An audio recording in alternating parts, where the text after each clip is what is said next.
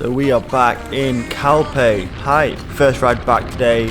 Headed out with my teammate Will. We did about 6.25 hours through the mountains, but I forgot my memory card for my camera, so the only footage that I had of today's ride is from the GoPro perspective. Luckily though, I had this video that you're about to see waiting, ready to go up, one that I needed to post, so I hope you enjoy it. If this isn't your kind of thing, feel free to turn off, and we will be back tomorrow with the regular vlog from Calpe. But yeah, it's a video explaining how you set your cleats up at home in a DIY fashion. Honestly, I'm pretty annoyed that I forgot my memory card, but that's life.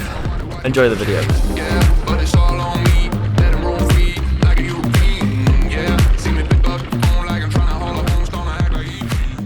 There's nothing better than putting on a brand new pair of shoes, is there? Oh yeah. Believe it or not, these socks used to be white. Yeah, you can really tell how bad the socks are when you got brand new white shoes on, can't you? So then, shoes are on.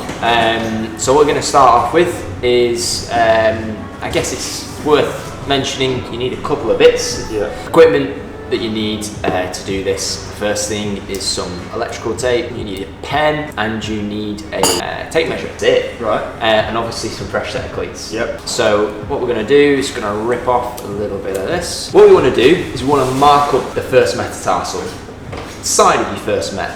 Now, in order to do this, we want to put your feet flat, knees at 90, good. And what you're going to be doing is you're going to be placing this horizontally, yep, in line approximately with the side of the first met. Okay. So if you want to stick that on for me now, what? Start on that right side. Yeah, that's it. Perfect. If you palpate the side of your first met, you see that little bony structure. Yeah, great. Yep. Pop the other one on there. We're going to grab a pen and you want to feel for the side of your first met, Cam. Yep. Yep, feel like you've got it? Yeah, about that. So what you want to do is just make a little mark on there. Don't draw on your shoes. I know, yeah. Don't be too hard. And keep your foot flat on the floor, Cam. About that. Yeah? Awesome. Cool. Right, so you've marked up the side of your first met. That's the first thing we want to do. We're going to keep this electrical tape on now. Ideally, you want to make just a sort of a vertical line when you're doing this, so you can clearly measure from the centre to the centre of your cleat, which we'll now go on to. So get yourself a fresh set of cleats. Cam is using some 6-degree Shimano SPD SL cleats. So we've got some here. So we're going to take those off now, Cam. So I'm going to do this bit now. I'm going to take that one. So what we're doing here is we're just going to be roughly putting these cleats on. Let's put a little bit of tension through these bolts so we can move the cleat around. So we're just going to loosely tighten these, put them in any position. Yeah. Usually we put a little bit of grease on the threads as well, but for the purpose of this video, we'll leave that till later. Alright, so you've marked up the side of the first met, put your cleats on so you can still move them around. They're not fully tensioned. It's great. I'm just going to give you that one for the time being, Cam. Take this one. On your cleats, you will have a little mark on the cleat itself where there is a little groove, which is on the SPD SL Shimano cleats, whether it's an actual physical marker like you can see on the Look cleats or on speed plates. You see it on the side just here? Hard to see. That little tiny thing there. Okay. Yeah, that'll. So what we want to do now is having a look at the position of the first met. Yep. All right. We want to try and achieve 10 to 20 millimeters from the side of your first met to the middle of the pedal spindle. Okay. So we want the cleat 10 to 20 millimeters further back from the side of the first met in terms of the center line of the cleat. So probably going to mean that we have to bring these quite far back in terms of achieving that, which is fine. If you can visualize that yourself. I'm going to put a little bit more tension through these now. I'm just going to measure these in a second just to get a bit more accuracy. So we've not had a look at stance width yet. We're just doing the fore and aft for the time being. What we want to be doing now is we're grabbing a ruler and tracing a line straight up through the middle of the cleat where the marker is. Yep. All right, so from there, I'm going to do that one for you. There.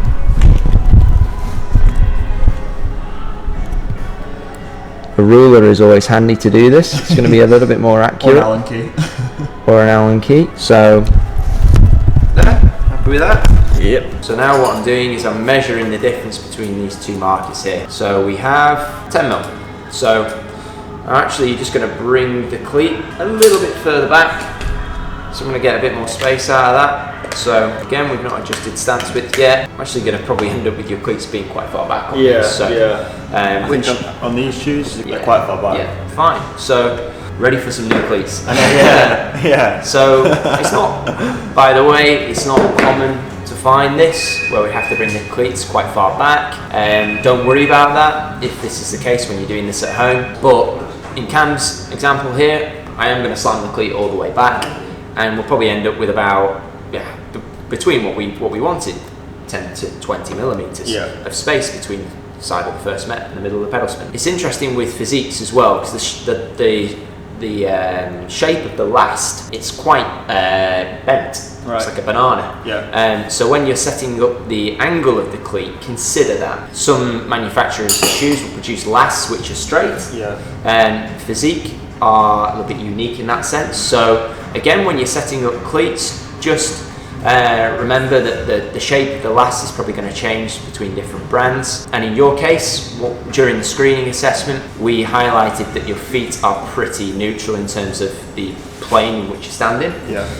So I'm going to set the cleats up neutral in the angle. And also what I'm going to do with you, Cam, is I'm going to increase your stance width on these. So laterally, I'm going to bring you away from the crank arm. So I'm like that. Yeah, not so much where your foot's externally rotating, but it's just away from the crank. So like both the feet away. Yeah, because we were having a little look on the bike, and you were quite close to the cranks with the position being sort of centralised in stance width earlier. So I want to just give you a bit more space there. I'm going to open that up a little bit, and then again we're going to assess this on the bike. So we may make some more changes here, but this is just a sort of a DIY approach initially. By the way, on a touch on stance width here, is this is often led by a rider's physiology. Think about your physiology. If you're quite a slender rider and you're increasing the stance width all the way, it's obviously going to bring you further away from the crank arm. And if you've got quite a small pelvis, quite slender, it may be beneficial to try it the other way, actually reducing the stance width. And it's often led by, if you're a larger rider, you're probably going to need a slightly wider stance width. It's a generalization. It's about cleat position is all about comfort. This is about achieving a position that feels comfortable to ride. The thinking behind where we're setting up the fore and aft, we want the cleat just back from the ball of the foot. So we don't want the cleat over the ball of the foot. We want the cleat a little bit further back. Again, 10 to 20 mil is fine for this. We can be a bit more specific when we're doing the fitting, but as a rule of thumb, it's a good starting point for setting cleats up in terms of significantly better than just chucking them on and go. Really important to set your cleats up so you don't cause yourself any issues. Clients that have chucked cleats on and gone, just tighten them up and off they go. And it's caused them problems with their knees. They're starting to wear down the sides of the cranks. I think that's quite a common issue, isn't it? Yeah. So there's certainly more to it than just throwing them on and going. So just remember as well to keep on top of the maintenance of your cleats. If you start to find wear and tear on them, or if you start to see parts of the cleat crumbling off, replace them straight away. Okay, you consider this as a contact point inside the pedal itself. It's really, really important you keep on top of the maintenance of your cleats. Obviously, we're setting up some fresh cleats today on Cam's new shoes. Have a look at yours at home. If you can see certain parts of the cleat which are significantly worn, maybe the front of the cleat that's completely worn down, change them straight away.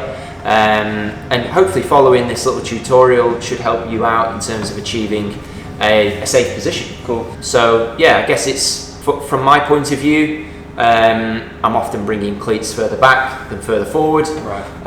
So just consider that if you're looking at your cleats and you have them slammed all the way forward. Maybe some of the probably need to come back a bit.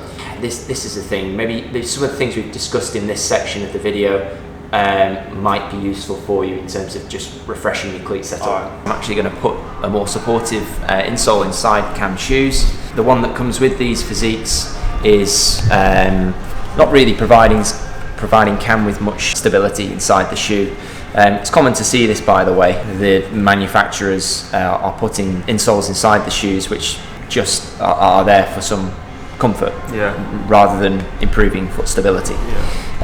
So Cam's got quite pronated feet, so he has a reduction of arch height in standing. That's what we call pronation.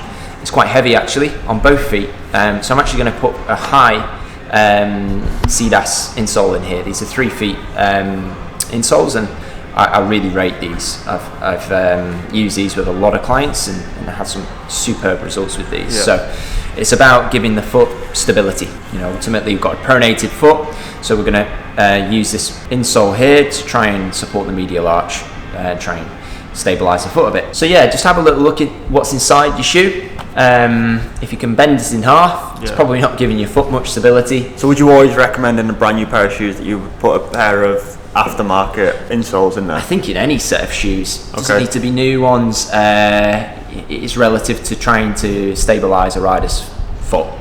I'm a massive advocate of insoles, supportive insoles, or whether it's a custom insole and an actual orthotic, or something that's off the peg like one of these C-3 feet. I've been a fitter for 7 years now, and I've seen the response of actually improving riders' foot stability through using these pieces of equipment, and it's quite a marked improvement in terms of, one, comfort in the feet, two, just improving that connection point with the rider on a bike.